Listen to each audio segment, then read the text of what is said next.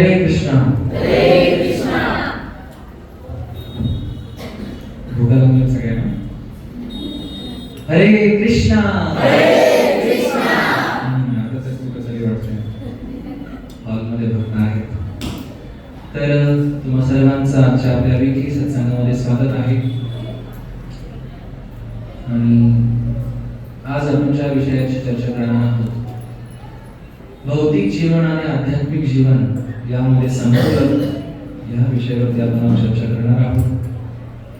त्याचबरोबर आज आपण दुसऱ्या एका विषयावरती किंवा मुद्द्यावरती चर्चा करणार आहोत, हरिनाम.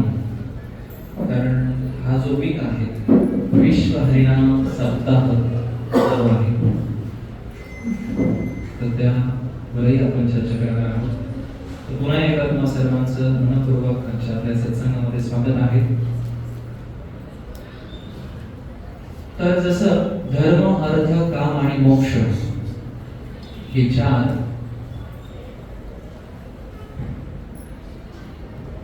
आधारस्तंभ आहेत, पण आज आधुनिकतेमध्ये या चार मधले दोन आपण वगळून टाकले. कोणते दोन? धर्म आणि मोक्ष हे आज आपण बाजूला केले. आणि आज पूर्ण समाज किंवा पूर्ण जो काही आध्यात्मिक त्याला बाजूला सारून आधुनिक आहोत या मनस्थितीमध्ये जो आहे, त्याने केवळ अर्थ आणि काम या दोन गोष्टींमध्ये पूर्णपणे स्वतःला व्यस्त केलेला आहे. जसं की आपण आज चर्चा करणार आहोत की संतुलन. संतुलन म्हणजे काय? बॅलन्स. बॅलन्स म्हणजे संतुलन. संतुलन म्हणजे आपण समतोल. तर कशामध्ये आपल्याला समतोल करायचा आहे? इकडे पण समान, तिकडे पण समान. भौतिक जीवन आणि आध्यात्मिक जीवन. वेट करतो नाही आपण इकडचं, दोन्ही पारडे. तर आता आपलं पारडं कोणतं जड आहे? म्हणून आपल्याला बॅलन्स करणं किती किंवा संतुलन करणं किती गरजेचं आहे या विषयावरती आज आपण चर्चा करणार आहोत. आणि म्हणून आज आपण ज्या विषय निवडला आहे तो अत्यंत महत्त्वपूर्ण आहे. कारण बऱ्याच वेळा आपण सत्संग किंवा आध्यात्मिक किंवा भक्तिमय क्रिया करायच्या असतात, त्यावेळेला आपण रिझन देतो की आम्हाला जमत नाही, खूप काम असतात. तोच विषय आपण आज चर्चा करणार आहोत. बघा, भगवंताची योजना कशी आहे. घरामध्ये सुद्धा घरच्या जबाबदाऱ्या आहेत, त्याही बॅलन्स झाल्या पाहिजे, भक्ती केली पाहिजे, दोन्ही बॅलन्स झालं पाहिजे. आणि भगवंताची योजना असते. कधी कधी माताजी फार सिरियस असतात, प्रभूजी थोडेसे ढिले असतात. कधी कधी प्रभूजी खूप हाय असतात, माताजी ढिले असतात. जसं उदाहरण बघितलं तर तुकाराम महाराजांचा परमार्थ अगदी टोकाचा.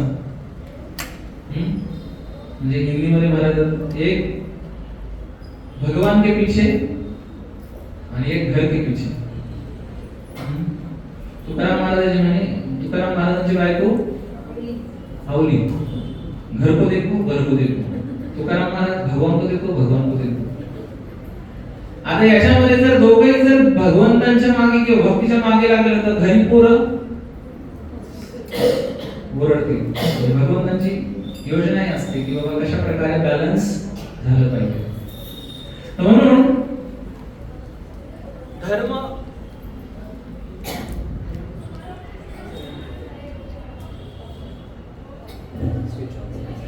हरे कृष्ण.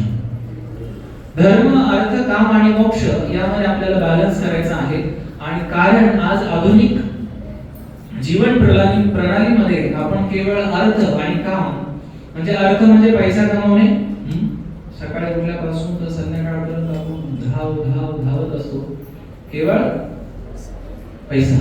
मनी मनी मनी मनी इज हनी, आहे का नाही? हनी. भगवंताचं नाव कसं आहे? चिंतामणी. चिंतामणी प्रकर सत्मसु कल्पवृक्ष. आणि आपल्या इथे कसं आहे? चिंताफळमणी. तर म्हणून अर्थ आणि काम, पैसे कमवणं आणि त्या पैशाने आपल्या कामनांची तृप्तता करणं, या मागे हा समाज आहे. आणि म्हणून धर्म, मोक्ष, अर्थ, काम यामध्ये बॅलन्स करणं खूप गरजेचं आहे. जसं भगवान कृष्ण भगवद्गीतेमध्ये जसं म्हणतात की चातुर्य वर्ण मया सृष्टम गुण कर्म विभागशः. चार वर्ण आणि चार आश्रम जे आहेत हे भगवंताने विभाजन करून दिले आहेत. कशाच्या आधारावरती? गुण आणि कर्म. तर समाजामध्ये बॅलन्स ठेवण्यासाठी आता सगळेच जण क्षत्रिय झाले, तर शेती कोणी करायची? सगळे शेती करायला लागले शेतकरी, मग प्रोटेक्शन कोणी करायचं? सगळे जर सीमेवर गेले मग राजा कोण बनेल?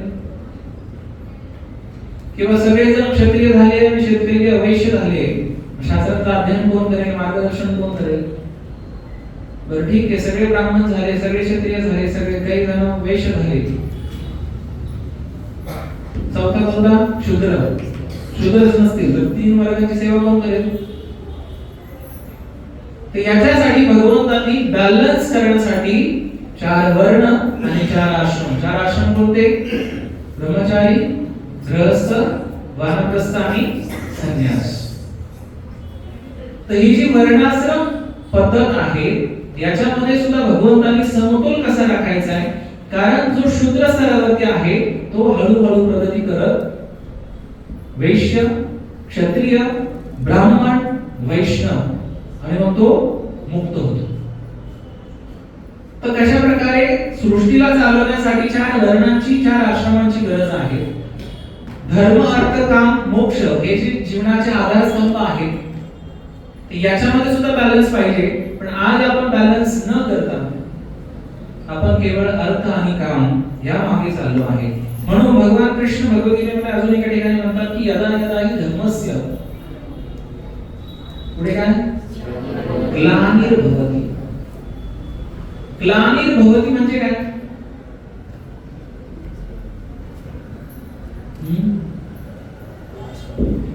धर्माचा ऱ्हास होणे. ग्लानी म्हणतो ना,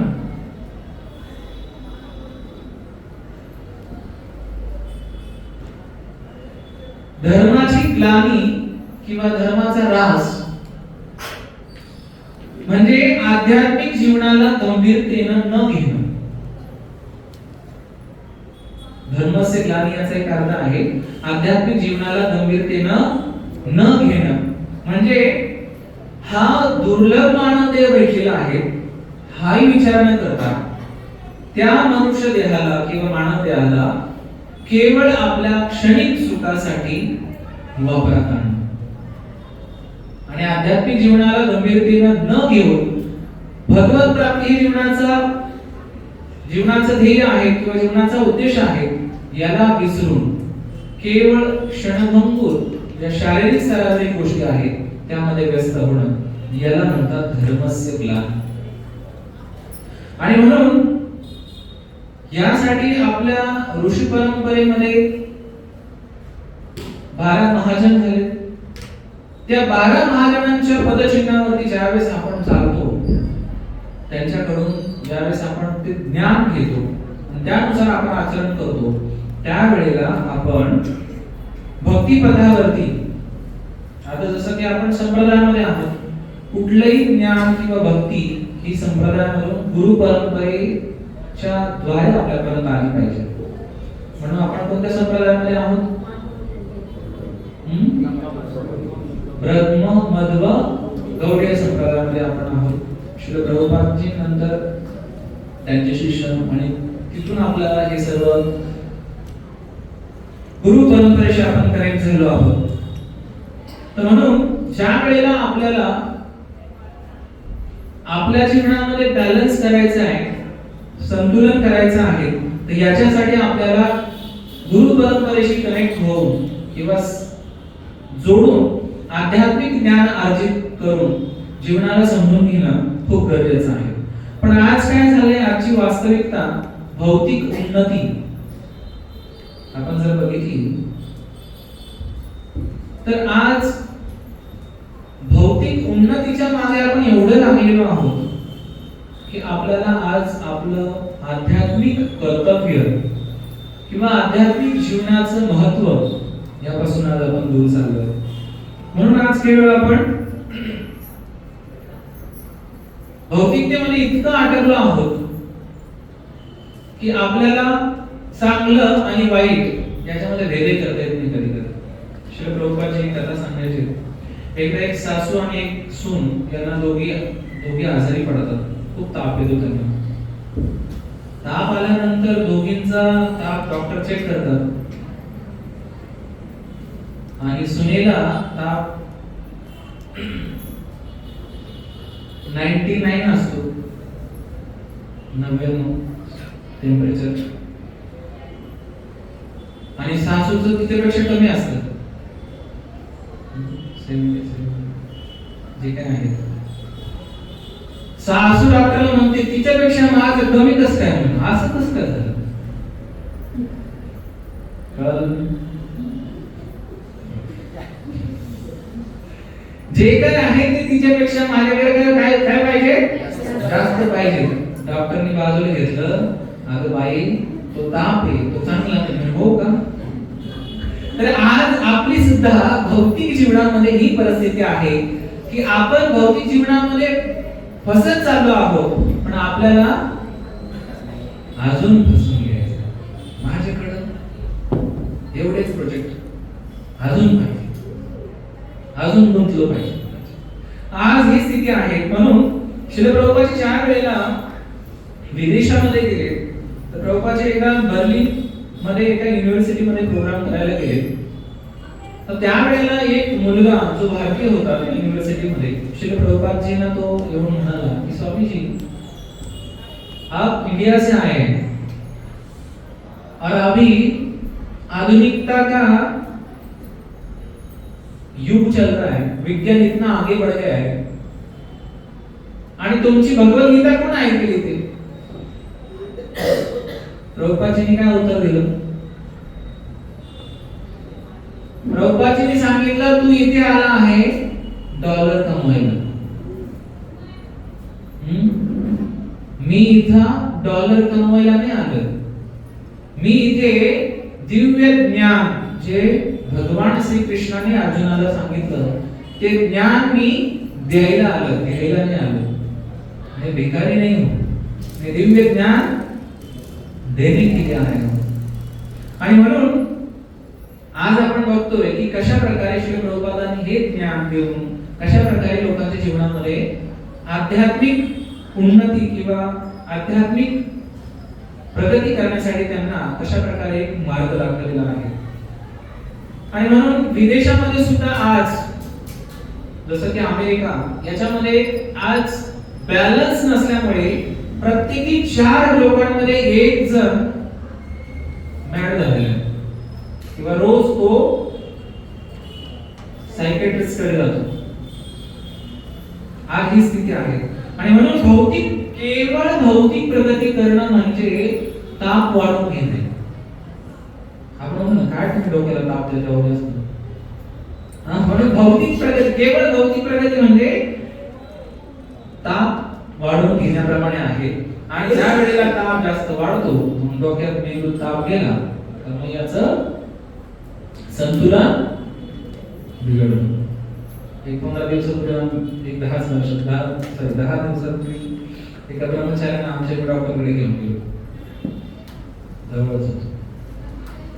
तर जसं आमचे प्रभूजी बेडवर उठले, सीताराम सीताराम सीताराम, गाडीत बसले, गाडी डॉक्टरकडे गेलो, सीताराम सीताराम, गाडीतून उतरवलं, बेडवरती गेलं, सीताराम. म्हणजे डॉक्टर म्हणलं तुम्ही जे काही पेशंट आहे ना, आमचं पेशंट जरा लय सिरियस आहे. म्हणजे हो आणा म्हणे. मग डायरेक्ट मध्ये नेलं तरी भाऊचं चाललं, सीताराम सीताराम. डॉक्टर म्हणे काय झालं? म्हटलं दुपारपासून जरा आमच्या प्रभूजींचं टेम्परेचर जरा काय झालं. आणि हो का बस मग डॉक्टरने इंजेक्शन दिलं आणि नॉर्मल झालं. 2 दिवसानंतर घेऊन आलो. 2 दिवसानंतर आश्रममध्ये आल्यानंतर विचारलं काय प्रभू तुम्ही असं काय म्हणतो म्हणजे काय म्हणत होतो म्हणलं तुम्ही असं म्हणजे हो का असं म्हणतो मला कळलं नाही. तर सांगायचा मुद्दा हा की ज्या वेळेला टेम्परेचर नॉर्मली हाय होतं त्यावेळेला आपलं संतुलन बिघडतं. त्याचप्रमाणे आज जो भौतिकवादी वर्ग आहे तो केवळ भौतिक प्रगतीच्या मागे लागलेला आहे, इंद्रिय तृप्तीच्या मागे लागलेला आहे. तो काय करतोय? संतुलन बिघडतोय म्हणजे काय? ताप वाढवून घेतोय. आणि म्हणून याच्यासाठी आपल्याला संतुलन खूप गरजेचं आहे. आणि आज आपण बघतो की अमेरिकेमध्ये आज कुठेतरी भारतामध्ये कुठल्याही परिवारामध्ये गेलं तरी संस्कृती आपली जी भारतीय संस्कृती आहे ती कुठेतरी अजून दिसते नामोनिशाण. विदेशामध्ये फार भयानक परिस्थिती आहे. राधेश्याम प्रभू ज्यावेळेला अमेरिकेमध्ये गेले तर ते सांगत होते की त्यांचं प्रवचन ऐकल्यानंतर एक मुलगा आला त्यांच्याकडे, अमेरिकन मुलगा होता. त्याने सांगितलं प्रभूजी मला सुद्धा तुमच्यासारखं बनायचं. तुमच्यासारखं म्हणजे साधू बनायचे, सॅप्रॉन कपडे घालायचे. म्हणे हो का? म्हणे त्याची काय प्रोसेस असते? म्हणे काय नाही आपलं जे काही रेग्युलर सेवा साधना जप वगैरे. हो म्हणे मी ते तर करेल, पण त्याच्यानंतर ब्रह्मचर्य आश्रम जर जॉईन करायचं असेल तर आई वडिलांची परमिशन घ्यावी लागेल. म्हणे त्याची काही गरज नाही. म्हणे राधेश्याम विचारलं त्याची काही गरज नाही म्हणजे? म्हणे काय झालंय माझ्या आई वडील जे आता आहेत त्यांना ऑलरेडी 12 मुलं आहेत. आईच्या अगोदरचे काही, पप्पांच्या अगोदरचे काही, ना आता 2 जण एकत्र आले त्यांचे 4 आहेत. आणि झाली परिस्थिती अशी, मी ज्या वेळेला 18 वर्षाचा 15 वर्षाचा 18 वर्षाचा झालो आईने सांगितलं आता तू घरात राहायचं नाही, तुझं तू कमवायचं आणि तुझं तू राहायचं. त्यामुळे आता तुम्ही काय विचार करू नका, मी आता आश्रम जॉईन करतो. आणि मग तो आता तिथे आश्रम मध्ये आहे.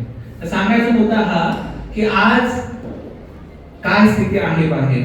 आणि म्हणून आज भारतीय लोक अमेरिका किंवा जे विदेशी लोक आहेत त्यांचं अनुकरण करतात. म्हणजे काय? खाण्यापिण्यामध्ये रहन सहन जे आहे, राहणं त्याच्यामध्ये आहे किंवा संबंध आहे, हेही आज आपल्याला दिसत आहेत. आणि जेवढी श्रीमंती वाढते ना तेवढे कपडे कमी होतात.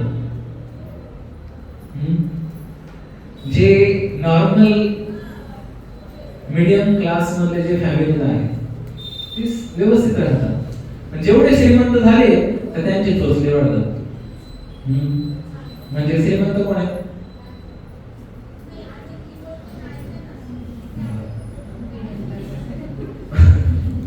आणि म्हणून आज आपल्याला या भौतिक जगामध्ये हे मनुष्य शरीर प्राप्त झाल्यानंतर याच्यामध्ये बॅलन्स करणं खूप गरजेचं आहे. पण आज केवळ भौतिकतावादी जीवनाला प्राधान्य दिल्यामुळे आज 99% लोक जे आहेत हिरण्यकशिपूच्या मानसिकतेमध्ये जगतात.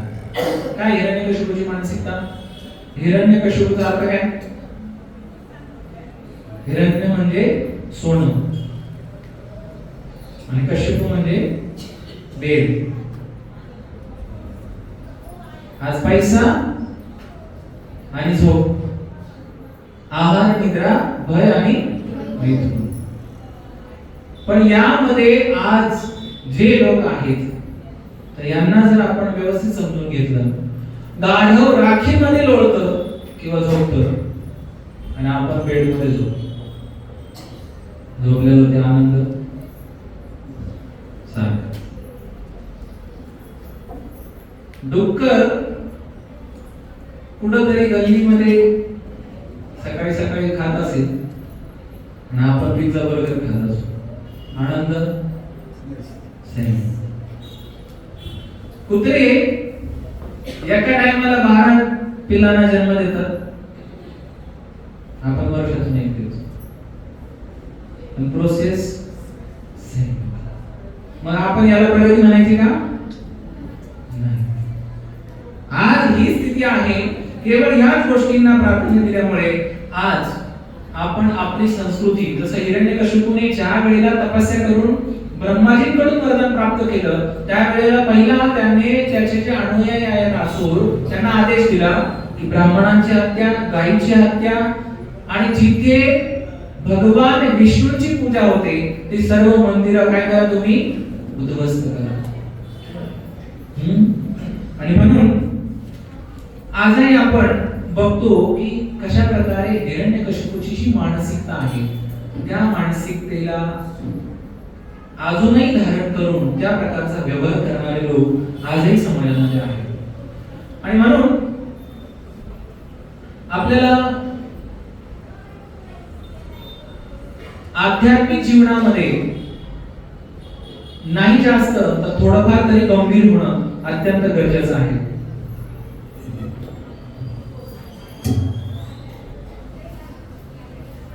आता हिरण्यकशिपू आणि प्रल्हाद महाराज यांच्यावरूनच आपण समजू शकतो की एक नरोत्तम कोण? प्रल्हाद महाराज. आणि एक नराधम कोण? एक पूर्ण भौतिकतावादी आणि एक अध्यात्मवादी. आता असंही म्हणत नाही की सगळं सोडा तुम्ही या मंदिरात.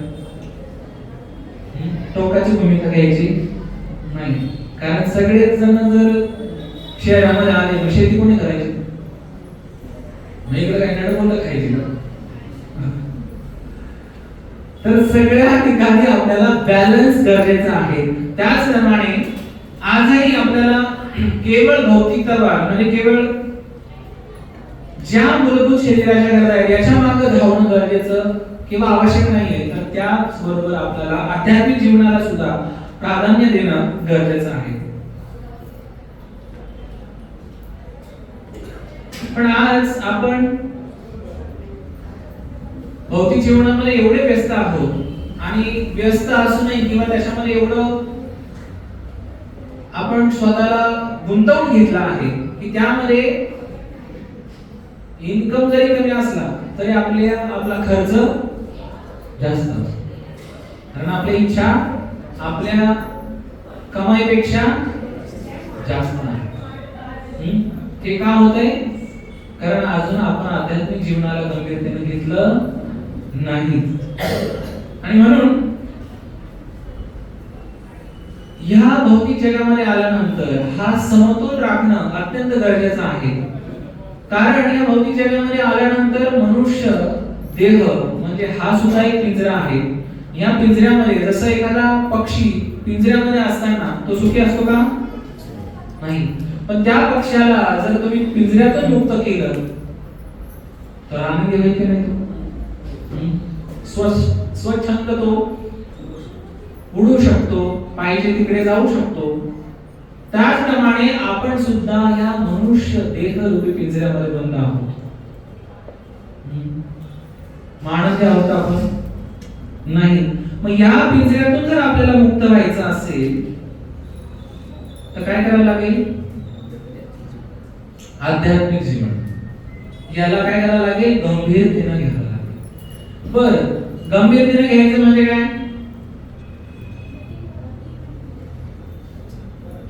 गंभीर माहिती ना? गौतम गंभीर सिरियस, एकदम सिरियसली आपण त्याला सिरियसली घेणं म्हणजे काय? गंभीरतेने. तर नियमितपणे जे काही आपल्याला आपले जे गुरु आहेत किंवा वैष्णव आहेत यांच्याकडून आपल्याला जे आध्यात्मिक स्तरावरील जे मार्गदर्शन आहे ते प्राप्त झालंय. आणि जी काही साधना म्हणजे नामजप असेल, शास्त्र अध्ययन असेल, भगवत सेवा असेल, तर याच्यामध्ये आपल्याला एकदम सिरियसली प्रामाणिकपणे गंभीरतेने आपल्याला त्याचं पालन करणं आवश्यक आहे. ज्या वेळेला आपण ह्या प्रकारे आपण आध्यात्मिक क्रिया करतो त्यावेळेला आपण आपली चेतना आध्यात्मिक स्तरावरती ज्यावेळेस उन्नत करतो त्यावेळेला आपण या देहामध्ये जे दुःख भोगत आहोत आपण या पिंजऱ्यामध्ये, तर ज्या वेळेला आपण भक्ती करून आपली चेतना आध्यात्मिक स्तरावरती उन्नत करतो त्यावेळेला आपण ह्या पिंजऱ्यातून बाहेर पडण्यासाठी योग्य बनतो. म्हणून संघर्ष हा आपला चालला आहे प्रत्येक ठिकाणी. जसं आता या जगामध्ये राहत असताना, अमेरिकेमध्ये असता किंवा तुम्ही भारतात असा, संघर्ष सगळीकडे आहे. तिकडे गेलं का थंडी खूप आहे, मोठे मोठे स्वेटर्स. इकडे भारतात आलो उन्हाळ्यात की गरम होत. बरोबर आहे की नाही? तर म्हणून भगवद्गीतेमध्ये सुद्धा भगवंत म्हणतात की या भौतिक जगामध्ये जीव जोपर्यंत आहे, निर्वाण मोहा जित संत दोषा अध्यात्म नित्या विनिरुद्ध कामा द्वंद्वे मुक्ते सुख दुःख सजने गच्छन्ति मूढा पदम अव्ययम तत्.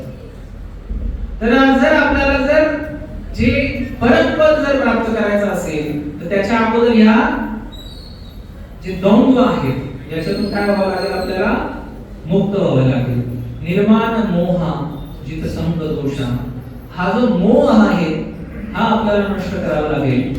ज्या वेळेला आपण आपल्या भौतिक जबाबदाऱ्या पण पूर्णपणे करतोय, त्याचं पालन करतोय. जसं भौतिक जीवनामध्ये आपल्या प्रत्येकाच्या वेगवेगळ्या जबाबदाऱ्या आहेत, तसं गृहस्थ जीवनामध्ये जबाबदाऱ्या आहेत. लग्न केल्यानंतर पत्नी आहे, मुलं आहेत, यांचा सांभाळ करणं, यांच्या मूलभूत गरजा आहेत. आपल्याला आपल्या समाजाप्रती आपलं कर्तव्य आहे, आपल्या आई वडिलांप्रती किंवा पूर्वजांप्रती कर्तव्य आहे. तर या जबाबदाऱ्यांना पूर्ण करत आपल्याला आध्यात्मिक जीवनाचंही पालन करायचं आहे. ज्या वेळेला आपण ह्या प्रकारे अध्यात्म आणि भौतिक जीवन याच्यामध्ये ज्यावेळेस समतोल राखतो त्यावेळेला आपण हळूहळू आध्यात्मिक ज्ञान किंवा आध्यात्मिक जीवनाद्वारे आपण ह्या भौतिक जगातले जे द्वंद्व आहेत याच्यातून मुक्त होऊन आपण हळूहळू आध्यात्मिक प्रगती करत परमपद, कुठलं परमपद, भगवंतांच्या सानिध्यात राहण्यासाठी आपलं जे आध्यात्मिक शरीर आहे ती आपली उच्च स्थिती आहे, त्या स्थितीची आपण प्राप्ती करतो. आणि म्हणून पण आज इथे झालंय असं की आज आपण आपल्या आध्यात्मिक जीवनात आपली रुची नाही. आपली रुची कशामध्ये? भौतिक जीवनामध्ये. बरोबर आहे की नाही? आणि म्हणून मी सुरुवातीला प्रश्न विचारला होता की समतोल किंवा संतुलन आता परिणाम कोणतं भारी आहे? भौतिक जीवनाचं. आता आपल्याला वाढवायचं कोणतं आहे?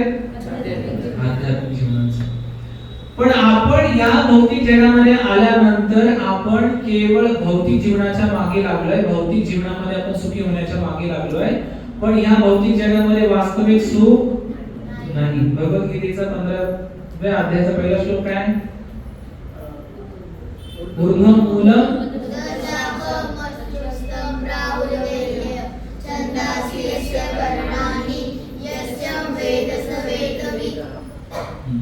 ऊर्ध्वं मूलम् अधःशाखम्. म्हणजे काय? असं एक झाड आहे कुठे? तलावाच्या किनारी. ते जर तुम्ही पाण्यात बघितलं तर त्याच्या मुळ्या वर आणि फांद्या खाली.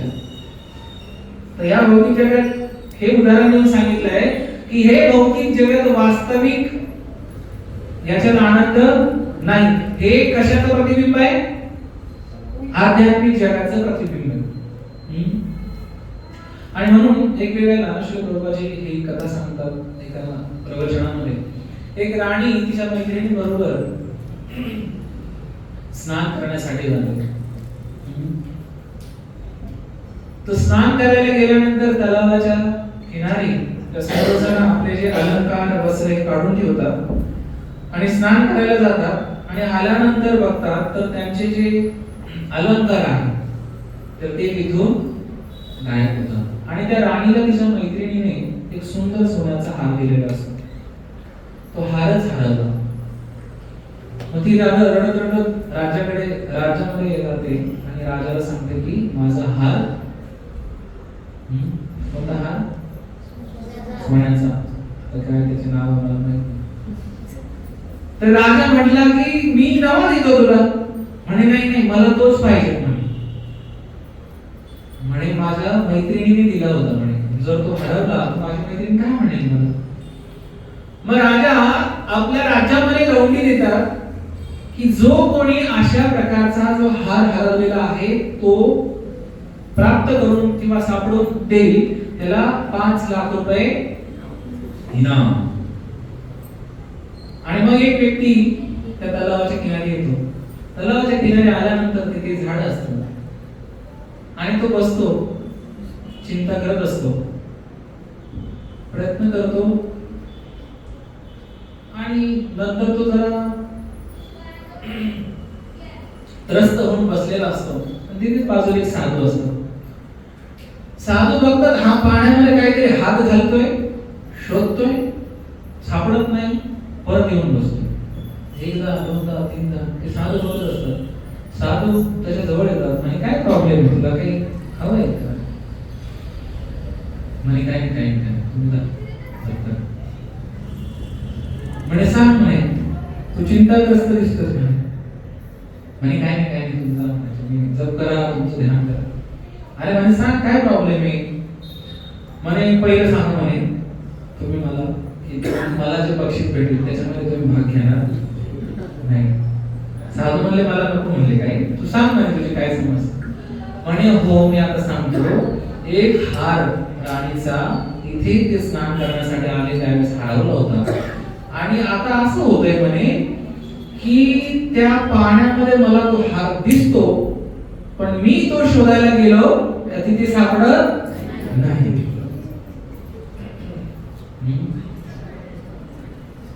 म्हणे हो का, आणि ठीक आहे मी देतो म्हणे तुला सांग. आणि मग ते साधू जातात झाडावरती, झाडावरती तो हार असतो, तो हार काढून त्याला देतात. म्हणे घर बेड्या तुला पाहिजे. आता त्याला हार काय सापडत नव्हता. झाडावरचं त्या हाराचं प्रतिबिंब त्याच्यामध्ये पडलं होतं आणि तो कुठे शोधत होता, पाण्यामध्ये. पण हार वास्तविक पाण्यामध्ये नव्हता. त्याचप्रमाणे आपण या भौतिक जगात आलोय, इथे सुख नाही. किती पण पैसे कमवा, किती पण गाड्या घ्या, किती पण मोठे पद प्राप्त करा, इथे आपण सुखी होणार. ये दिल मांगे मोह. अजून पाहिजे. किती पण पैसा दिला का अजून थोडासा. एका दुकानाचे 4 दुकान झाले नाही, अजून एक झालं. मग काही जणांना तर जेवण जात नाही पण जात. तर या भौतिक जगामध्ये वास्तविक सुख नाही. पण या भौतिक जगामध्ये आल्यानंतर आपण आपल्या जबाबदाऱ्या सुद्धा टाळू शकत नाही. कारण या शरीराचा उदरनिर्वाह करायचा असेल, जबाबदाऱ्या जर आपल्याला पूर्ण करायच्या असेल तर आपल्याला भौतिक दृष्टीने सुद्धा आपल्याला प्रगती करणं किंवा सक्षम होणं गरजेचं आहे. आणि म्हणून यामध्ये आपल्याला प्रगती करणं गरजेचं. पण बघा आज होतंय काय, आज आपण जास्त महत्त्व कशाला देतोय, भौतिक प्रगतीला.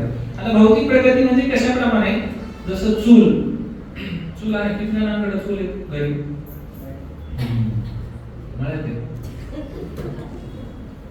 चूल किती जणांनी फुकण्या फुकल्यात, फुकणी माहिती का. तर चुलीमध्ये धूर असेल तर फुकणी घेऊन आपण फुकणी कशावर लावतो, हवा फुकतो विस्तावरती, बरोबर आहे की नाही.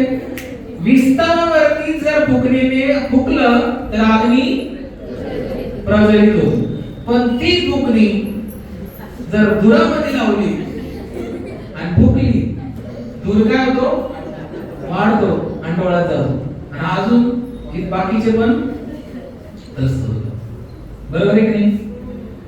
त्याचप्रमाणे आज आपण ती फुकणी म्हणजे आपलं ध्यान आणि तो अग्नी म्हणजे आपलं आध्यात्मिक जीवन आणि तो धूर म्हणजे आपलं भौतिक जीवन.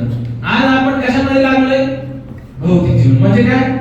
धुरावरती फुकली आणि मग डोळ्यात धूर गेला, सगळं पाणी, पुढे काही दिसणार सगळे. आणि म्हणून ह्या जर अंधकारातून किंवा ह्या धुराच्या त्रासातून निघायचं असेल तर आपल्याला आपल्या आध्यात्मिक जीवनावरती ध्यान केंद्रित करणं गरजेचं आहे. भौतिक जीवनामध्ये ज्यावेळेस आपण अत्यंत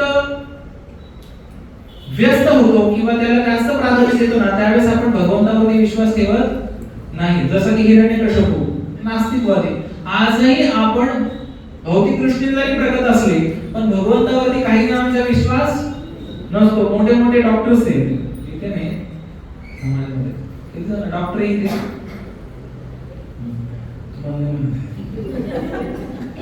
तर बिहारमध्ये एक डॉक्टर आहे, आपले भक्त तिथे ऍडमिट होते. तर ऍडमिट असताना भक्त त्यावेळेस क्लिअर झाले किंवा थोडासा आराम भेटला आणि मग 4 दिवसानंतर डॉक्टरने डिस्चार्ज केला. बाकीचे भक्त त्यांना सोडवायला गेले, डिस्चार्ज केले, जे काय पेमेंट होतं ते दिलं, सगळी ट्रीटमेंट वगैरे झाली. आणि ते म्हणले, काही जे भक्त जे डिस्चार्ज करायला गेले होते त्यांनी सांगितलं की थँक्यू डॉक्टर, भगवंतांच्या कृपेने आमचे भक्त बरे झाले. तर डॉक्टर म्हणले कोणाच्या कृपेने? भगवंत. म्हणजे भगवंताने काय केलं? मी ट्रीटमेंट केली म्हणे, मी ऑपरेशन केलं किंवा मी त्याच्या जी काही प्रकृती होती त्याला गोळ्या औषधं देऊन त्याला मी रिपेअर केलं म्हणे. भगवंताने काय केलं म्हणे? आता भक्तवृंदाला आपलं काय अशी आपले हे नसतं हो. तर एक भक्त त्याच्यामध्ये चतुर होतं. भक्त म्हणले हो का, तुम्ही केलं का म्हणे? बरं म्हणे बरं बरं. म्हणे डॉक्टर हे हॉस्पिटल तुमचं आहे म्हणे? हो का माझं. म्हणे ह्या हॉस्पिटलमध्ये आतापर्यंत किती जण मेले पण असतील ना काही? म्हणे हो. मग यांना जर तुम्ही जिवंत केलं किंवा वाचवलंय मग बाकीच्यांना का वाचवलं नाही? म्हणे हो मुझे पता नहीं, तकदीर अपनी अपनी. इथं काय होतं? म्हणजे आज क्रेडिट पाहिजे ना भौतिकवादी लोकांना, पण आजही हे लोक आज आपण बघू शकतो. आणि म्हणून जेव्हा आपण आपल्या भौतिक जीवनाला प्राधान्य देतो त्यावेळेला आपण अनेक समस्याची साखळी जोडत जातो. आणि या साखळीला जर ब्रेक करायचं असेल तर आपल्याला आपल्या भौतिक जीवनामध्ये आपल्या जबाबदाऱ्यांची पूर्णता करत करत आपल्या आध्यात्मिक जीवनाला सुद्धा प्राधान्य देणं आणि महत्त्व देणं अत्यंत गरजेचं आहे. जीवात्मा ज्या वेळेला भौतिक जगामध्ये येतो त्यावेळेला जसं पावसाचं पाणी वरून पडताना शुद्ध असतं, पण ह्या जमिनीवरती आल्यानंतर मातीमध्ये ज्यावेळेस ते माती संपर्कात येतं त्यावेळेस ते पाणी काय होतं? अशुद्ध होतं, दूषित होतं. त्याचप्रमाणे आपण भगवंतांचे अंश आध्यात्मिक जगातून या भौतिक जगामध्ये आल्यानंतर आपली चेतना दूषित झाली. आणि ही चेतना आपल्याला काय करायची? आता शुद्ध करायची. आणि ती शुद्ध करण्यासाठी आपल्याला काय करावं लागेल? आपलं आध्यात्मिक जीवन गंभीरतेनं सिरियसली आपल्याला घ्यावं लागेल. पण ते आपण आज घेत नाही. त्या भौतिक जगामध्ये कसं माहिती का? जीव जीवस्य जीवन. एक जीव दुसऱ्या जीवावरती निर्भर आहे. पण आध्यात्मिक जीवनामध्ये कसं आहे?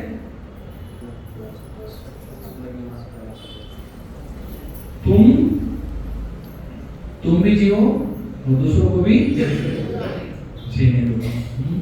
तर हे कुठे आहे? ते भौतिक जगात नाही, हे आध्यात्मिक जगामध्ये. आणि म्हणून ज्या वेळेला आपण आपल्या आध्यात्मिक जीवनामध्ये गुरु परंपरेद्वारे ज्ञान अर्जित करतो त्यावेळेला सदाचार आणि सिद्धांत या दोन गोष्टींना आपण समजून घेतो.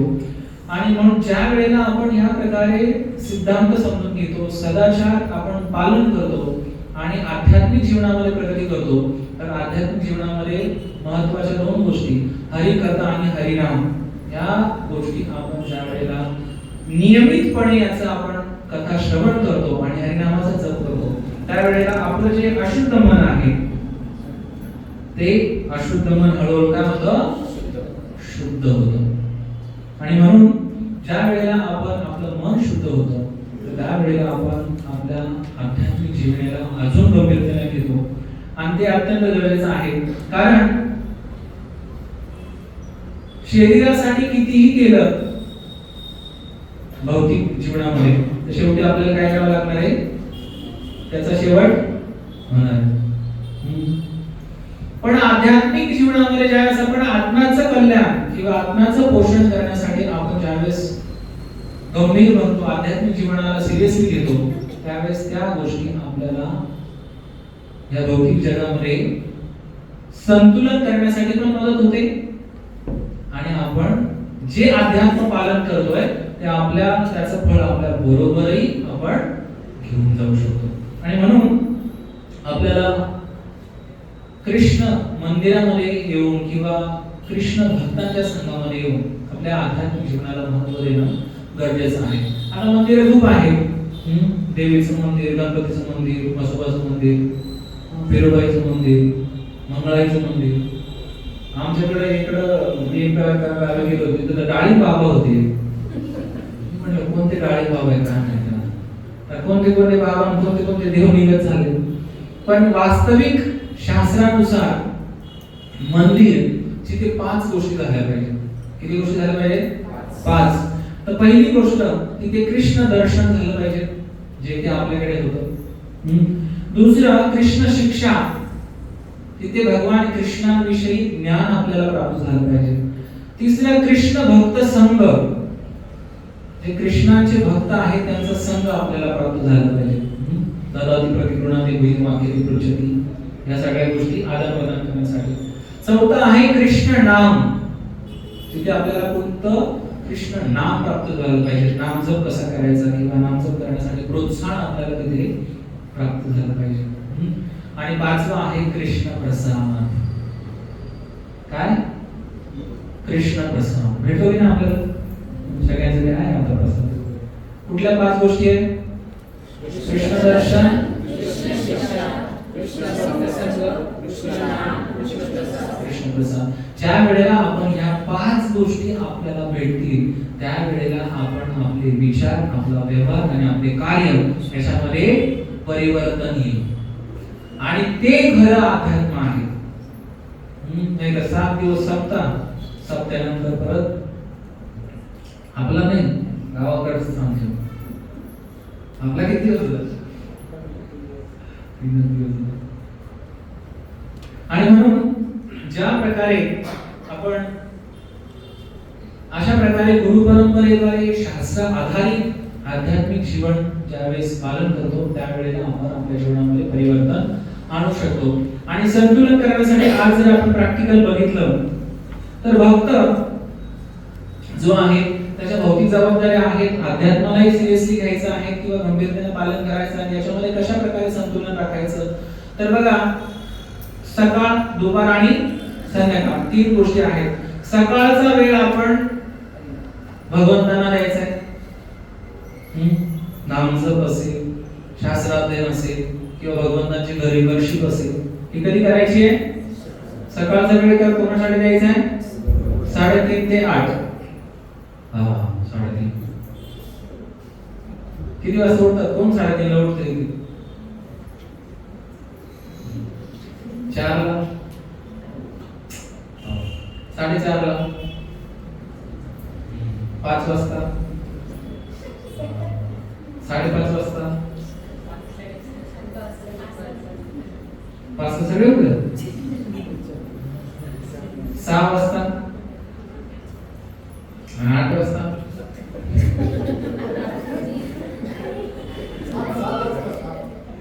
तर बघा, तर शास्त्रानुसार आपण ब्रह्ममुहूर्तावरती उठलं पाहिजे. ब्रह्ममुहूर्त म्हणजे काय? सूर्योदयाच्या अगोदरचा 1.5 तास. तर कमीत कमी नका 3:30 ला उठतो, तर 4 किंवा 4:30 ला आपण उठलं पाहिजे. नाही 4:30 तर कमीत कमी 5 ला तरी उठलंच पाहिजे. आता या सकाळच्या वेळेमध्ये 8, 8:30 पर्यंत आपण तो वेळ कोणासाठी दिला पाहिजे? भगवंतांना. त्याच्यामध्ये आपला हरिनाम जप असेल, भगवद्गीतेचं किंवा भागवतांचं वाचन असेल किंवा घरामध्ये भगवानांची वर्शिप असेल, कोणाच्या घरी विग्रह आहे त्यांचं बेसिक आहे किंवा आरती आहे, बाकीच्या काही गोष्टी आहेत. तर सकाळचा वेळ आपण कोणासाठी द्यायचा आहे? भगवंतांसाठी. दुपारच्या वेळेला आपण आपलं ऑफिस असेल, बिझनेस असेल, जे काही असेल पैशा मागे पळायचं. कधी पळायचं? दुपारी.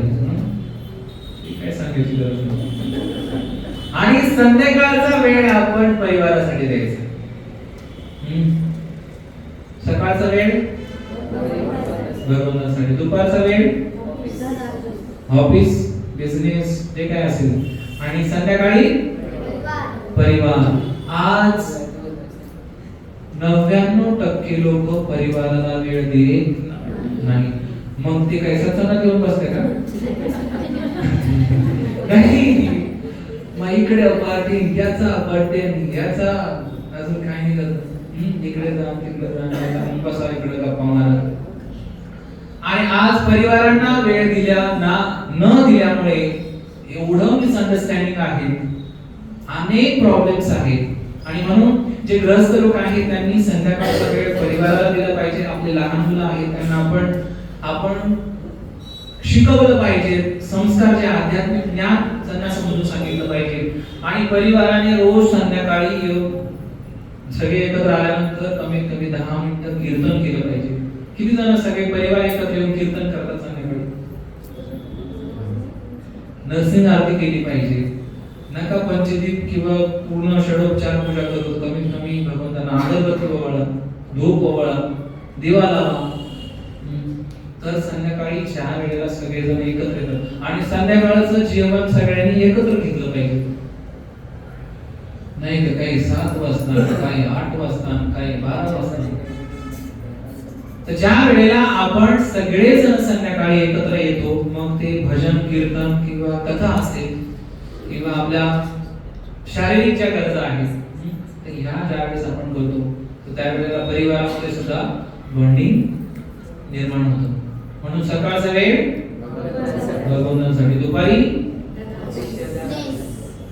पैसा, आणि संध्याकाळी परिवारासाठी. ज्या वेळेला अशा प्रकारे आपण संतुलन योग्य प्रकारे करतो, त्यावेळेला आपण आपल्या आध्यात्मिक जीवनाला व्यवस्थितपणे प्राधान्य देऊ शकतो आणि भौतिक जीवनामध्ये ज्या काही जबाबदाऱ्या आहेत त्यांनाही आपण व्यवस्थितपणे पूर्ण करू शकतो.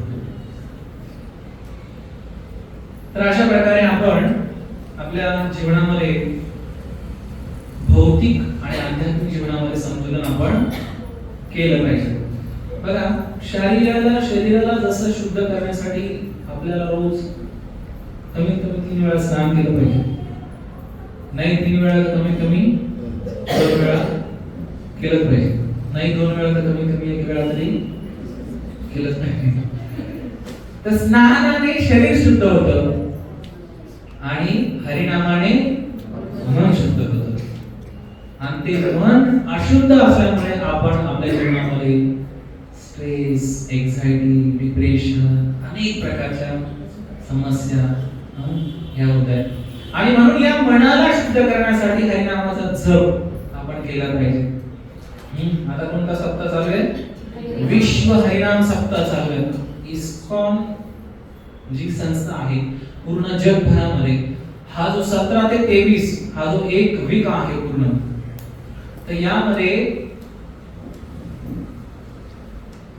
देशामध्ये विश्वामध्ये वेगवेगळ्या ठिकाणी आपले जे मंदिर आहेत त्या प्रत्येक शहरामध्ये, गावामध्ये, मोठ्या मोठ्या सिटीमध्ये तिथे नगर संकीर्तन काढतायत. सगळे आपल्या मंदिरामध्ये किती जण येऊन गेले संध्याकाळी. आता आपण एक स्टॉल बनवलाय, कोणी आलं का या, एक माळा जप करा, विश्व हरिनाम संकीर्तन. आणि आता आम्ही निघालो त्यावेळेस बसले होते 10-12 जण माळा, सगळे नवीन कोणी आलं का एक माळा जप करून घे. हा त्याच्याकडे. तर या प्रकारच्या ज्या काही क्रिया आहेत ह्या अत्यंत महत्त्वाच्या आहेत. आणि कलियुगामध्ये हरी कीर्तनात, कारण मनाला शुद्ध करण्यासाठी, इंद्रियांना शुद्ध करण्यासाठी, बुद्धीला शुद्ध करण्यासाठी आणि या भौतिक जगाच्या दलदलीतून बाहेर पडण्यासाठी आपल्याला अध्यात्मामध्ये हरिनाम, कलेर दोष निधे राजन अस्ति एक महान गुण कीर्तनादेव कृष्णस्य मुक्त संग परम व्रजे. कलेर दोष निधे राजन, या भौतिक जगामध्ये अनेक दोष आहेत. निधे म्हणजे समुद्र आहे. हा भौतिक जगत समुद्र, दोषांचा समुद्र आहे.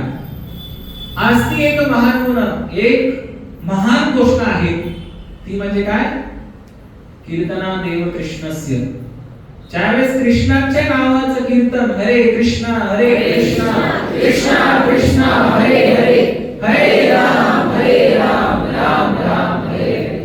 ज्या वेळेला या भगवंताच्या नावाचा जप किंवा कीर्तन ज्यावेळेस आपण करू, त्यावेळेला मुक्त संग परम भजे तो भगवंताच्या नामाची प्राप्ती करू शकतो या भौतिक जगाच्या दलदलीतून मुक्त होऊन. आपण बघू शकतो की कशा प्रकारे शास्त्रामध्ये अनेक उदाहरणं आहेत ज्यांनी हरिनाम घेऊन कशा प्रकारे संकटामध्ये भगवंतांना नामाद्वारे पुकारलं. काही संतांनी तर भजन लिहिलेत, हरी से बडा हरी का नाम. ते आहे रामायणामध्ये आपण बोलतो की भगवान रामचंद्रांना आणि लक्ष्मणजींना समुद्र पार करून जाण्यासाठी काय करावं लागलं? सेतू बांधावा लागला. पण तेच त्यांचे भक्त कोण? हनुमानजी काय उच्चारण केलं त्यांनी? जय श्रीराम. समुद्र पार करून गेले. पण भगवान रामचंद्रांच्या नाव दगडावरती लिहिलं, दगड पाण्यात तरंगले हो. आपल्या मुखानं आपण नाव घेतल्यावरती आपण काय करणार नाही हा भावसागर. तर म्हणून आपण नियमितपणे नाम जप आपण करायचं आहे. त्याच्यानंतर आपण बघू शकतो की माता द्रौपदी ज्या वेळेला दुःशासन तिचं वस्त्रहरण करत होता आणि त्यावेळेला भगवंत कुठे होते? द्वारकेला. सत्यभामेने भगवंतांना जेवण वाढलं होतं. सोन्याचा चमचा, सोन्याचं ताट आणि सगळेजण काही फॅन करतात. भगवंत जेवायला बसले ताटावरती. इकडे द्रौपदीने हाक मारली, हे केशव, हे द्वारकाधीश, हे माधव. भगवंत सावध झाले ताटावरती. सत्यभामा म्हणते काय झालं? म्हणजे सिरियस मॅटर. तिथून लगेच अदृश्य झाले. लगेच पुढे प्रकट झाले हस्तिनापुरामध्ये. वस्त्र रूपामध्ये तिथे प्रकट होऊन द्रौपदीला एवढं वस्त्र दिलं की 10,000 तिचं बळ असणारा दुःशासन ओढून बेशुद्ध पडला. पण माता द्रौपदीला वस्त्र निर्वस्त्र करू शकला नाही. कशाने पुकारलं द्रौपदीने? काय घेतलं द्रौपदीने? भगवंतांचं नाव. इथे सुद्धा आपण या भौतिक जगात असंच अटकलं. मायादेवी आपलं वस्त्रहरण करते, बरोबर आहे का नाही? किती जन्मोजन्मी आपण आहार निद्रा प्रेमातून करत आलोय. अजून सुद्धा मायादेवी म्हणते नको जप करू, नको सत्संगाला जाऊ, नको मी तुला आनंद देतो. कोण म्हणते? मायादेवी. आपण हो. मायादेवी कशी माहिती का काम करते? कॉलेजला मुलं पडी देतात. पडी तुम्हाला माहिती नाही? माहिती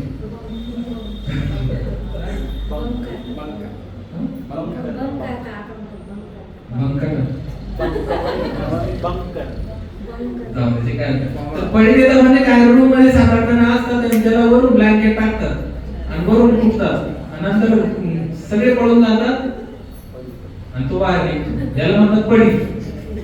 मायादेवी काय करते या भौतिक जगामध्ये जीवाला आल्यानंतर?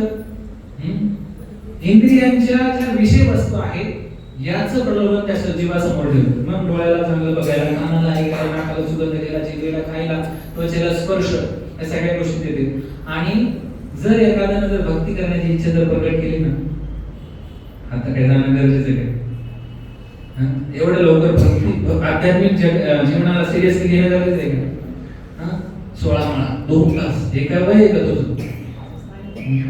हे वय आहे का 16 माळा जर करण्याचं? म्हातार झाल्यावरती देवदेव करायचं. असे दात पडले, त्याला ऐकायला येईना, मग पुढे यायचं आध्यात्मिक. म्हणजे जी गाडी कोणत्याच पेटात नीट होत नाही ती कुठं लांबरीची मंदिरात. ऍक्च्युअली दिले दादा मंदिरामध्ये. तर भगवंतांना आपण कसं फुल वापर करतो? जुनं शिळ ताजं फुल करतो. त्याचप्रमाणे आपण आपल्या जसं प्रल्हाद महाराजांना कौमारम यौवनम जरा, आपण बाल्य अवस्थेत कौमार अवस्थेमध्ये भगवंतांची भक्ती केली पाहिजे. आणि बाल्य अवस्थेमध्ये जे संस्कार आपल्यावरती होतात ते आपण आयुष्यभर कॅरी करतो. तर त्याचप्रमाणे आपण आपल्या जीवनामध्ये जेवढं आता ठीक आहे, आपण थोडं लेट झालो कनेक्ट, लेट पण आता आपली गाडी खेळ गेली पाहिजे. आणि म्हणून यासाठी कले दोष निधे अर्जन असती एक महान गुण कीर्तना देव कृष्णस्य. या भौतिक जगामध्ये हरिनाम एक मात्र सहारा आहे. हरिनाम हरिनाम हरिनामेव केवलम, दुसरा उपाय नाही. जसं आपण उदाहरण बघितलं की हरी से बडा हरि का नाम. दुसरा उदाहरण आपण बघितलं द्रौपदी कशा प्रकारे भगवंतांना संकटामध्ये त्यांचं नाव घेऊन भगवंतांना पुकारते. दुसरं एक उदाहरण बघितलं आपण, तिसरं अजामिळ. वयाच्या 80 वर्षापर्यंत अनेक प्रकारच्या वाईट कृत्य केलं, पण शेवटी कोणाचं नाव घेतलं? नारायण. नारायणांचं नाव घेतल्यानंतर कोण आला तिथे? विष्णुदूत. त्याच्यानंतर अजामिळाला त्या यमदूतांच्या धावतीत वाचवतात. त्यानंतर अजामिळ हरिद्वारला जाऊन 12 वर्ष कठोर तपस्या करतो, नाम जप करतो आणि नंतर त्याला वैकुंठातून विमान येऊन तो मुक्त होतो. तर त्याचप्रमाणे आज आपल्याला सुद्धा ह्या हरिनामाला गंभीरतेने किंवा नियमितपणे हरिनामाचा जप करणं आवश्यक आहे. आणि तो जप ज्या वेळेला आपण करतो तर त्या वेळेला आपण खऱ्या अर्थानं, कारण आज आपल्याला शास्त्र वाचून शास्त्र समजून घेण्या इतपत बुद्धी नाही. आता ठीक आहे, भगवद्गीता आपल्याला प्रभुपादांनी तात्पर्य दिली म्हणून ठीक आहे, नाही तर गीता प्रेक्षित गीता वाचून किती जणांमध्ये परिवर्तन आले. आम्ही एकदा इकडे सिन्नरकडे गीत बुक डिस्ट्रीब्युशनला गेलो होतो आणि एका जणाला गीता दाखवली, म्हणे आहे म्हणे माझ्याकडे, म्हणे आहे का म्हणलं दाखव, म्हणे हो दाखवता मग महाराज दाखवतो. त्याला असं खिशात हात घातला आणि काढली असं म्हणे बघा म्हणे महाराज किती म्हणे माझ्याकडे, केवढ्याची? 1 रुपयाची, आणि तुम्ही 120 ला देऊ राहिले. म्हणलं किती दिवसापासून? म्हणे लय दिवसापासून. म्हणे किती वाचली? म्हणजे एकदाच वाचली होती, प्रयत्न केला. म्हणलं काय परिवर्तन? म्हणलं काहीच नाही. काय उपयोग आहे गीतेचा? तर म्हणून आपल्याकडे ठीक आहे, श्री प्रभुपादांनी तात्पर्यासह किंवा आचार्यांच्या टीकेला अनुसरून तात्पर्य दिल्यानंतर आपल्याला गीता समजू शकते. पण शास्त्र अध्ययन तुम्ही जर वेद, सामवेद, यजुर्वेद, अथर्ववेद, ऋग्वेद या वेदांना समजून घेऊ शकतो का आपण? नाही. जर त्या श्लोकाचं जर भाषांतर वर्ड टू वर्ड ट्रान्सलेशन जर नसतं तर आपल्याला संस्कृत समजलं नसतं. म्हणून आपण शास्त्रांना अध्ययन करून समजू शकत नाही. आपण भगवंतांची पूर्णपणे शुद्ध पद्धतीने विग्रह पूजा करू शकत आजही आपण करत नाही. पण आपण एक मात्र गोष्ट आहे, त्याला कुठल्याही प्रकारची पात्रतेची गरज नाही, कुठल्याही प्रकारची परिस्थिती कशी आहे हे बघायची गरज नाही. प्रत्येक परिस्थितीत ज्या स्थितीमध्ये आपण आहोत त्या स्थितीमध्ये आपण भगवंताच्या नावाचा जप करू शकतो. हरे कृष्णा कृष्णा कृष्णा हरे हरे, हरे राम राम राम हरे हरे. आणि चैतन्य महाप्रभू सांगतात हरिनामाचा जप केल्यानंतर काय होईल? काय शिक्षाष्टकमची सुरुवात? चेतो दर्पण मार्जनम. आपलं जे चित्त आहे त्या चित्ताचं काय होईल? मार्जन. मार्जन म्हणजे काय? साफसफाई. जसं आपण घर साफ करतो ना तसं आपलं हृदय किंवा चित्त हे जर मार्जन करायचं असेल तर ज्यावेळेला आपण हरिनामात जप करतो आणि ते मार्जन झाल्यानंतर काय होईल? भव महादावाग्नी निर्वापणम. जे या भौतिक जगामध्ये आपण वेगवेगळ्या प्रकारचे क्लेश आहे, हा जो भव दावाग्नी आहे हा दावाग्नी पूर्णपणे नष्ट होईल. कशाने? हरिनामाच्या जपाने. दुसरा श्लोक त्याची काय सुरुवात आहे? नामनामकारी बहुधा निज सर्व शक्ती. या भगवंताच्या नावामध्ये भगवंताने काय ठेवलंय? भगवंतांची निज शक्ती ठेवली आहे. भगवंतांपेक्षा भगवंताचं नाव वेगळं नाही, भिन्न नाही. आणि म्हणून ज्या वेळेला आपण अशा प्रकारे नामाचा आश्रय घेतो त्यावेळेला आपण खऱ्या अर्थाने आपली चेतना शुद्ध करतो. आणि म्हणून सर्वात महत्त्वाचं, ज्या वेळेला आपण आपल्या जीवनामध्ये भगवंतांना केंद्रबिंदू ठेवतो आणि भक्तीमध्ये आपण प्रगती करण्यासाठी आपण योग्य चेतना आपण विकसित करत प्रगती करतो, त्यावेळेला आपण आपलं भौतिक जीवन आणि आपलं आध्यात्मिक जीवन याच्यामध्ये संतुलन आपण आणू शकतो. आणि ते संतुलन आणल्यानंतर आपण खऱ्या अर्थानं भौतिक जगामध्ये राहत असताना जबाबदाऱ्यांची पूर्णता करायचीच आहे, पण त्या जबाबदाऱ्यांची पूर्णता करत करत या भौतिक जगापासून अनासक्ती सुद्धा निर्माण करायची आहे. आणि ती अनासक्ती केव्हा होईल, ज्या वेळेला आपण नियमितपणे दर शुक्रवारी या प्रकारच्या सत्संगामध्ये येऊ, हरिनामाचं कीर्तन करू, हरिनामाचा जप करू, हरिकथेचं श्रवण करू, त्यावेळेला आपण खऱ्या अर्थानं जीवनामध्ये समतोल किंवा संतुलन आणू आणि अंतिमतः भगवंतांच्या शरणाचा शाश्वत आश्रय आपण प्राप्त करू. हरे कृष्णा कृष्णा कृष्णा हरे हरे, हरे राम राम राम हरे हरे. जगदीश प्रभुपाद की जय. अनंत कोटि वैष्णव वृंद की जय. कलियुग नाम संकीर्तन की जय. दायित्व प्रेमनंते. कोणाचा काही प्रश्न आहे, शंका आहे, विचारू शकता. महाराजांनी आवडीचं आपण उदाहरण दिलं की तुकाराम महाराजांपर्यंत आवडी कशी लागली, म्हणजे ती भगवत भक्ती लागलीच नाही. मग आपल्या पण संसारामध्ये जर असं पाठवण असतं, म्हणजे आपले थोडेसे वगैरे असतील, तर मग आपण त्यांना प्रयास नाही करायचे का, जे हरिनाम घेण्यासाठी, किंवा मग जसं आपण म्हणतो की हरिनाम जे त्या व्यक्तीला नाही सांगायचं की जेव्हा ते त्याच्यावर श्रद्धा नाही, मग आपण असेच काय केलं पाहिजे, त्यांना भक्तीत आणण्यासाठी का मग सोडून द्यायचं, आपला आपण करत बसायचं. तुकाराम महाराजांसारखी प्रसिद्ध आपली नाही, म्हणजे एक टोकाला आवडली, एक टोकाला तुकाराम महाराज, अशी स्थिती आपली नाही. पण कृष्ण भक्तीमध्ये आणताना आपण तुकाराम महाराजांसारखं त्यांच्या पत्नीला त्यांनी कधी फोर्स केला नाही. आपणही आपल्या जीवनामध्ये ज्यावेळेस अध्यात्माचं पालन करतो आणि आपला पार्टनर जर तसं नसेल तर त्यांना आपण फोर्स करून चालणार नाही, तर इतरांच्या द्वारे आपण त्यांना ते देण्याचा प्रयत्न किंवा सांगण्याचा प्रयत्न आपण केला पाहिजे. त्याच्यानंतर बेसिक स्तरावरती आपण त्यांना फोर्स न करता, ज्या वेळेला उत्सव असेल, जन्माष्टमी आहे, राधाष्टमी आहे, वसंत चतुर्दशी आहे, गुरुपौर्णिमा आहे, अशा फेस्टिवलला आपण त्यांना दर्शनासाठी, कमीत कमी दर्शनासाठी आणलं पाहिजे. आणि दर्शनासाठी आणून आपण त्यांना दर्शन देऊन भक्तांच्या संघामध्ये किंवा आपण ज्यांना सांगू शकतो की बाबा तुम्ही यांना थोडंसं गाईड करा, सांगा, हे करू शकतो. अजून दुसरी महत्वाची गोष्ट, एक गोष्ट आहे ते त्याला कधीच नाही म्हणत नाही, कोणती ती?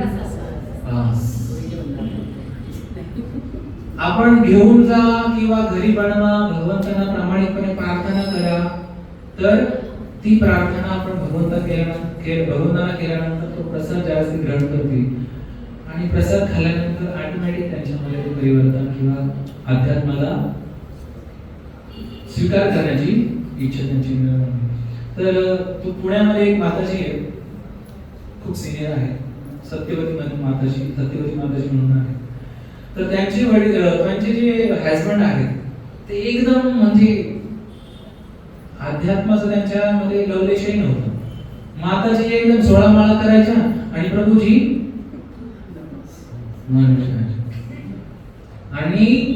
माताजींना सोडवायला मंदिरापर्यंत यायचे, पण मंदिरात यायचे नाही. तुझं म्हणे आपण दर्शन मग असं झालं. बऱ्याच वर्ष झालं, माताजींची दीक्षा पण झाली. मग एक वेळेला पुण्याला एक मोठे संन्यासी गेले. ते स्टेशनला त्यांना घ्यायला कोणीतरी भक्तांना पाठवायचं होतं. मग माताजींनी त्यांच्या पतिदेवांना सांगितलं की तुम्ही महाराजांना घेऊन या. म्हणे नाही मी नाही जाणार म्हणे, ते महाराज मी सगळं म्हणे नाही तुम्हाला जावं लागेल म्हणे. कोणी बाकी सगळे भक्त वेगवेगळ्या सेवेमध्ये आहेत, व्यस्त आहेत. म्हणे ठीक आहे, आता बरोबर पोहोच करते तर जातोच. मग ते महाराजांना आणायला गेले आणि तिकडनं येताना एकदम चूप महाराजांशी काय बोलायचं नाही, महाराज बसले, हा चला. आणि रस्त्यामध्ये महाराजांनी विचारलं, कैसे हो आप? ठीक हो. मग महाराजांनी त्यांच्याबरोबर डिस्कशन चालू केलं आणि मग महाराजांबरोबर ते थोडंसं बोलायला लागले. आता ब्रह्मचारी पण कोणाच्या नवीन व्यक्तीच्या गाडीमध्ये गेला ते जास्त बोलत नाही. मग ब्रह्मचारी एकदम मग थोडंसं बोलायला गेला की बाबा काय चाललंय, काय सगळं थोडंसं टेम्परेचर नॉर्मल केलं, संतुलित. मग तिकडे चालू होतं. मग चालू झाले की मग आपण थोडंसं चालू व्हायचं. मग महाराजही चालू झाले. मग त्यांनी प्रश्न विचारला की मी नॉनव्हेज खातो, असं करतो. मग महाराजांनी सायंटिफिकली प्रूव्ह केलं की नॉनव्हेज खाणं कसं चुकीचं आहे. ज्या वेळेला सायंटिफिकली प्रूव्ह करून त्यांना दाखवलं आणि मग त्यांनी महाराजांचा तो प्रोग्राम अटेंड केला, सत्संग ऐकला, ते खूप प्रभावित झाले त्या महाराजांप्रती. आणि मला वाटत होतं की इकडे सगळे जे आडाणी बिडाणी तेच आहे काय. मग त्याला इंग्लिश मधून महाराजांनी विचारलं आणि ते चांगले एज्युकेटेड होते. मग त्यांना व्यवस्थितपणे समजून सांगितलं, त्यांना थोडंसं ते मनाला पटलं आणि महाराजांचा सत्संग झाला. मग आता त्यांनी सांगितलं की तुम्हीच यांना पुन्हा स्टेशनला सोडवायला जायचं. मग महाराजांची व्यवस्थितपणे त्यांची चर्चा झाली आणि मग प्रभूजींना मग आता थोडा इंटरेस्ट यायला लागला. मग हळूहळू ते मंदिराशी कनेक्ट झाले, भक्ताशी कनेक्ट झाले. दुसऱ्या वेळेस मग त्यांनी एक माळ जप चालू केला. मग दुसऱ्या वेळेला परत महाराज आले, महाराजांना घ्यायला परत माताजींनी पाठवलं. मग नंतर मग 8 माळा, 4 माळा, 16 माळा. मग आता दोघेही चांगल्या प्रकारे दीक्षित भक्त होऊन त्या माताजी आता जवळजवळ 16 का 17 सेंटर प्रीचिंग ते चालवतात आणि त्यांचे पतिदेव त्यांना ते मदत करतात. खूप चांगल्या प्रकारे दोघंही हजबंड वाईफ सेवा करतात. अशा प्रकारे आपण एकदम फोर्सफुली कोणाला नाही करू शकत, पण व्यवस्थितपणे प्रसाद, दर्शन, भक्तांचा संग हळूहळू परिवर्तन करू शकतो. अजून कोणाचा काय प्रश्न? हरे कृष्ण.